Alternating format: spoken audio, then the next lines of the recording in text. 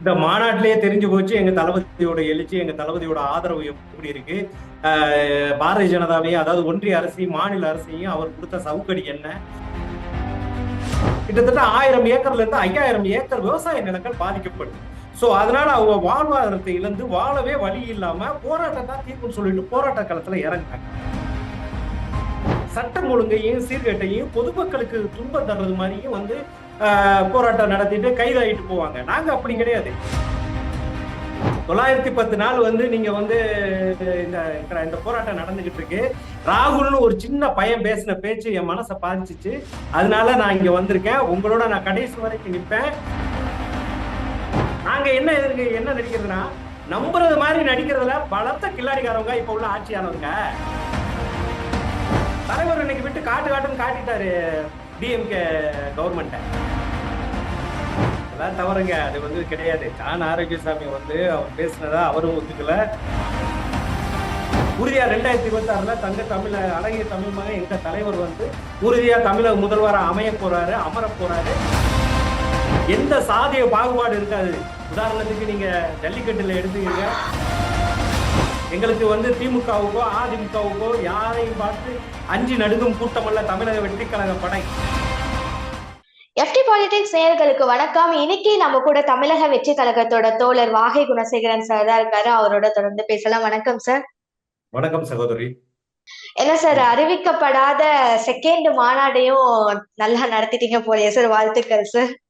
Thank you. இந்த மாநாட்டிலேயே தெரிஞ்சு போச்சு எங்க தளபதியோட எழுச்சி, எங்க தளபதியோட ஆதரவு எப்படி இருக்கு. பாரதிய ஜனதாவையும், அதாவது ஒன்றிய அரசையும் மாநில அரசையும் அவர் கொடுத்த சவுக்கடி என்ன. அந்த சவுக்கடிகளுக்கு பதில் சொல்லக்கூடிய கட்டத்துல இன்னைக்கு திமுகவும் பாரதிய ஜனதாவும் இருக்காங்க.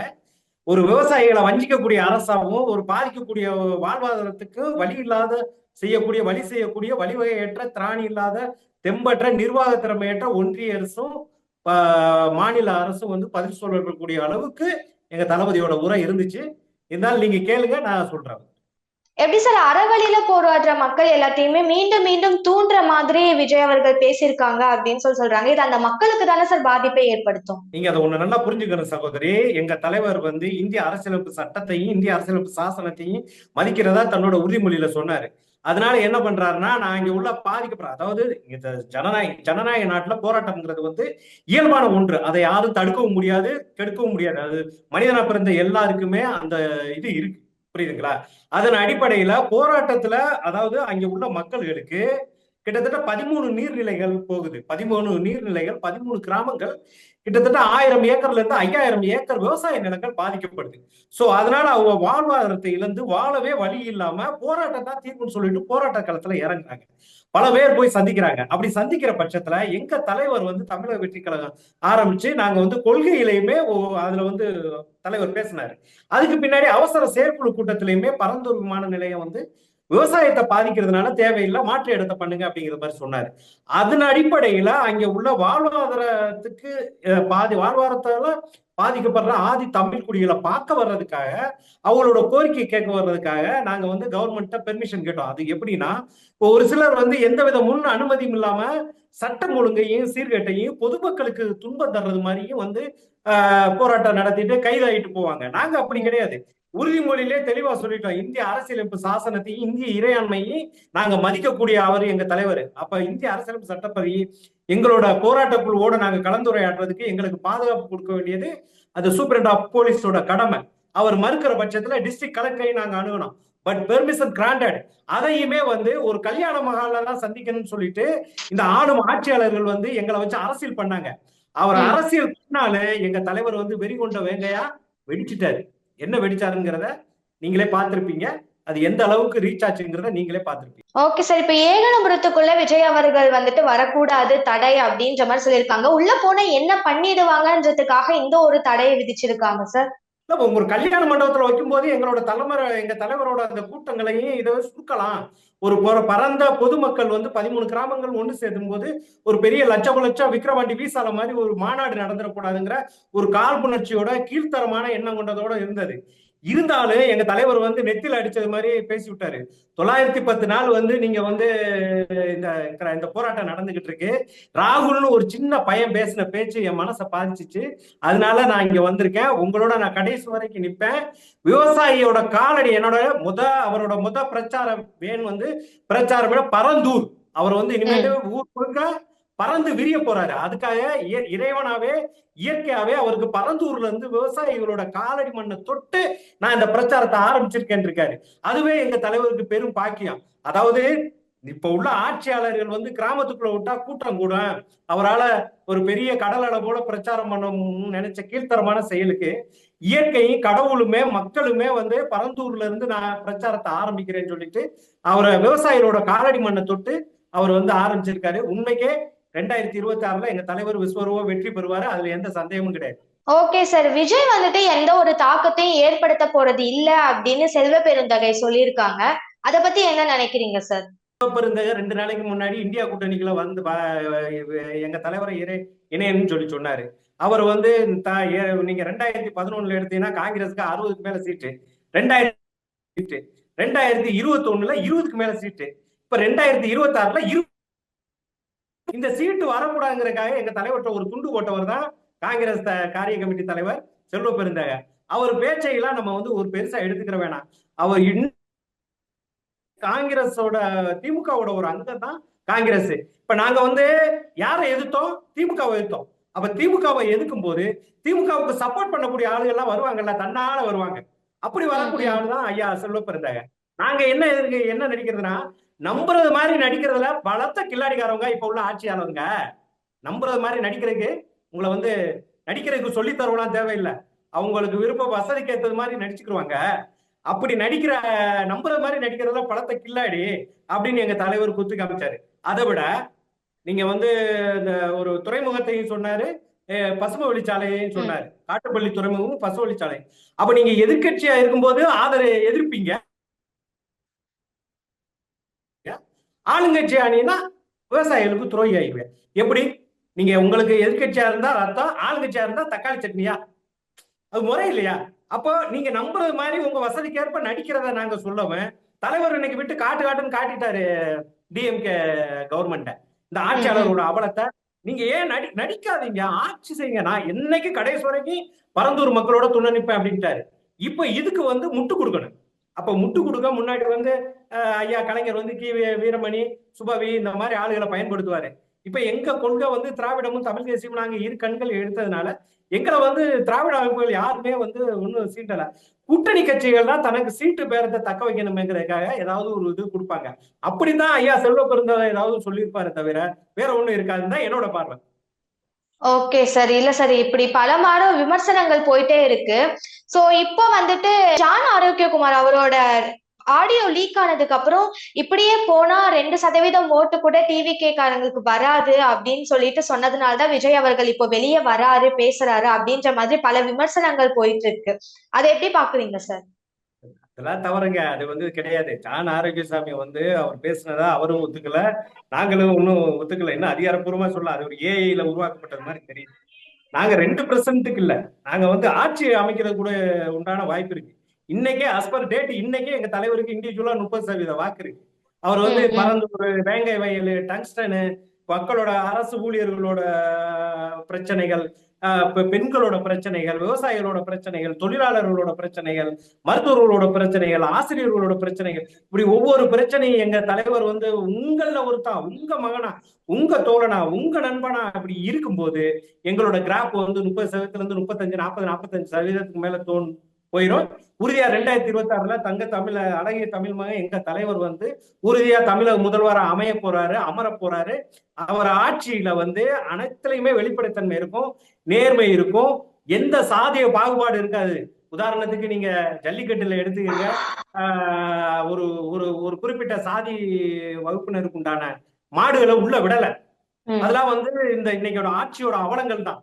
அதே சமயத்துல ஒரு துணை முதல்வர் வர்றாரு, துணை முதல்வரோட பையன் வரலாம், அது வந்து ஒரு தவறு இல்லை, குடும்பம் வர்றது தவறு இல்லை. பட் அவரோட நண்பர்கள் உட்கார்றதுக்காக ஒரு ஐஏஎஸ் படிச்ச அதிகாரியை வந்து எந்திரிச்சு நிக்க வைக்கிறது வந்து எவ்வளவு ஒரு அபத்தமான ஆட்சின்னு சொல்லிட்டு நீங்க உணர்ந்துக்குங்க. எங்க தலைவரோட ஆட்சியில அப்படியெல்லாம் இருக்காது. இன்னைக்கு மக்கள் எல்லாம் பார்த்துக்கிட்டாரு. எங்க தலைவரே சொல்றாங்க, என் தலைவரே சொன்னாரு. என்ன சொன்னாரு? பரந்தூர்ல நீங்க விமான நிலையம் அமைக்க வேணாம். அது எதுக்கே ஒரு வளர்ச்சி தேவை. ஒரு பிரச்சனை இல்லாத இடமா பார்த்து, ஒரு வேளாண் நிலம் இல்லாத ஒரு இடமா பார்த்து அமைங்க. அதை வந்து நான் வரவேற்கிறேன். இல்லைன்னா நான் வளர்ச்சிக்கு எதிரானவன், என்னை கட்டம் கட்டி விட்டுருவேன் அப்படிங்கிற மாதிரி சொல்றாரு. அப்ப அதையும் மீறி நீங்க பரந்தூர்ல அமைக்கணும்னு நினைச்சீங்கன்னா ஏதோ ஒரு சுயலாபம் இந்த ஆட்சியாளர்களுக்கு இருக்குங்கிறத மக்கள் உணர்ந்துட்டதா சொல்றாரு எங்க தலைவர். புரியுதுங்களா? அப்போ இன்னைக்கு உள்ள மக்கள்கள் எல்லாம் என்ன மனநிலையில இருக்காருன்னு எங்க தலைவருக்கு தெரியுது, எங்களுக்கும் தெரியுது. அதனால உறுதியா இந்த ஆடியோ இதெல்லாம் நீங்க எல்லாம் நம்பாதீங்க. 2026ல பாருங்க, உறுதியா நாங்க வந்து ஆளுங்கட்சியா அமைருவோம். அன்னைக்கு வந்து உங்களுக்கு தெரியும் இந்த ஆடியோ எவ்வளவு நம்பகத்தன்மை இல்லாதுன்னு உங்களுக்கு தெரியும். ஓகே சார், தொடர்ந்து நாம வந்துட்டு 2026 தேர்தலை பத்தி பேசிக்கிட்டே இருக்கோம். ஆனா இப்ப வந்துட்டு ஈரோடு பை எலெக்ஷன் வருது, அதுல ஏன் டிவிக்கு வந்துட்டு நிக்க போறது இல்ல அப்படின்ற மாதிரி ஒரு அறிவிப்பை கொடுத்திருக்கீங்க? அங்க 2/2/2024 எங்க தலைவர் கட்சி அறிவிக்கும் போதே தெளிவா சொல்லிட்டாரு. என்னோட இலக்கு 2026ல சட்டசபை எலெக்ஷன்ல நின்று அதி பெரும்பான்மையை வெற்றி பெற்று தமிழகத்துக்கு வந்து நல்லாட்சி தரணுங்கிறதா எங்களோட இலக்கு. அதுக்கு இடையில எனக்கு 2 திரைப்படம் இருக்கு. அந்த கமிட்மெண்ட்டையும் நான் முடிச்சுட்டு முழு நேர வேலையா, முழு நேர மக்கள் சேவையாற்ற நான் அரசியலுக்கு வர்றேன். மத்தவங்க மாதிரி பகுதி நேர அரசியல்வாதியா நான் வரலைங்கிறது ஏற்கனவே சொல்லிட்டாரு. 27/10/2024 வீசாலையில நடந்த கொள்கை திருவிழா மாநாடுலையும் தெளிவா சொல்லிட்டாரு. எந்த இதுலயுமே நாங்க வந்து டைரக்டா கூட்டணி ஆட்சிக்கு இடம் கொடுப்போம். இதுக்கு இடையில எந்த எலெக்ஷன் நடந்தாலும் நாங்க நடக்க மாட்டோம். அதுதான் இது ஒரு சான்ஸ் தானே சார். இது ஒரு சான்ஸ் தானே சார். இப்போ இந்த எலெக்ஷன்ல நீங்க வந்துட்டு பார்ட்டிசிபேட் பண்ணா டிவிக்கோட பவர் என்ன அப்படின்றத ப்ரூவ் பண்றதுக்கு ஒரு சான்ஸ் அமையும். நாங்க நின்றுந்தா வெற்றி பெறுவோம். வெற்றி பெறக்கூடிய வல்லமையும் சக்தியும் இளைஞர் படையும் பெண்கள் படையும் ஆற்றல் மிக்க பெரும்படையும் இளஞ்சிங்க படையும் குடும்பங்கள் நிறைந்த கூட்டு பெரும்படையும் எங்கள்கிட்ட இருக்கு. எங்களுக்கு வந்து திமுகவுக்கோ அதிமுகவுக்கோ யாரையும் பார்த்து அஞ்சு நடுங்கும் கூட்டம் அல்ல தமிழக வெற்றி கழக படை. அது வந்து வெற்றி பெறக்கூடிய படை. நின்றால் உறுதியாக நாங்கள் ஈரோடு கிழக்கு இடைத்தேர்தலில் நின்றால் உறுதியாக திமுக வந்து தோல்வியை தழுவும். அதுல எந்த மாற்றம் கிடையாது. இருப்பினும் சொல் ஒன்று செயல் ஒன்றாக இருக்கக்கூடாது. நாம் ஏற்கனவே 2/2/2024 அன்று அறிவித்த காரணத்தினாலே அதை வந்து நாங்க வந்து அதை கடைபிடிக்க வேண்டுங்கிற ஒரு வாய்ச்சொல் ஒரு வாக்கு கொடுத்தது அது மீறக்கூடாது என்பதற்காகவே அனைத்து தேர்தலையும் நாங்கள் புறக்கணிக்கிறோம்.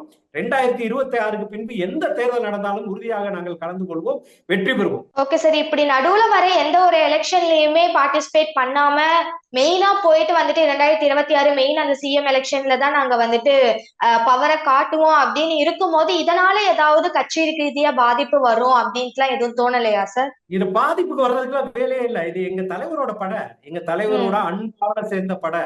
இது வந்து எந்தவித சுயநலமும் பணம் சம்பாதிக்கணுங்கிற நோக்கத்துல எல்லாம் யாருமே வரல. ஒரு அரசியல் மாற்றம் வேணும். அரசியல் இன்னைக்கு வந்து வெளிப்படைத்தன்மை. ஆட்சிக்கு முன்னாடி ஒரு பரந்தூர் விமான நிலையம் வேணாம்ங்கிறாங்க. ஆட்சிக்கு வந்த பின்னாடி வேணுங்கிறாங்க. பசுமை வெளிச்சாலை வேணுங்கிறாங்க. ஆட்சிக்கு வந்த பின்னாடி பசுமை வெளிச்சாலை வேணுங்கிறாங்க. பழைய ஓய்வூதிய திட்டம் ஆட்சிக்கு வந்த பின்னாடி ரத்துங்கிறாங்க. இப்ப வந்து கிடையாதுங்கிறாங்க. நீண்ட நாள் சிறையில் இருக்கும் இஸ்லாமிய கைதிகளை விடுதலை பண்றாங்கிறாங்க. அதை விடக்கூடாதுன்னு இவங்க தான் ரிட்டு போடுறாங்க. சோ இந்த மாதிரி முன்னுக்கு பின் முரணான தமிழக மக்களை ஏமாற்றும் வஞ்சிக்கும் ஒரு ஆட்சி நடக்குது. இந்த ஆட்சியை நான் வந்து 200 கோடிக்கு மேல சம்பளம் வாங்கிட்டோம், நம்ம உச்சத்துக்கு போறோம், இன்னும் 10 வருஷம் நடிச்சா கூட பல ஆயிரம் கோடி சம்பாதிக்கலாம், வேண்டாம், நம்மளுக்கு இந்த அளவுக்கு புகழும் பேரும் நிம்மதியும் கொடுத்த இந்த தமிழக மக்களுக்கு நம்மளோட சொந்த நிதியிலிருந்து பண்றதை விட வரி வருவாயின் மூலம் மக்களுக்கு நேர்மையான வெளிப்படையான ஒரு தூய்மையான அப்பழுக்கற்ற ஆட்சியை கொடுக்கணுங்கிற ஒரு நல்ல எண்ணத்துலதான் அவர் வர்றாரே தவிர வேற எதுவுமே கிடையாது. இது வர்றதுனால ஒன்றிய அரசுக்கும் இப்போது ஆளும் மாநில அரசுக்கும் எங்கள் தலைவர் வருகையின் வந்து மிகப்பெரிய பலத்த அடிதான் உருவாக்குமே தவிர நீங்க சொல்ற மாதிரிலாம் எதுவும் இருக்காது.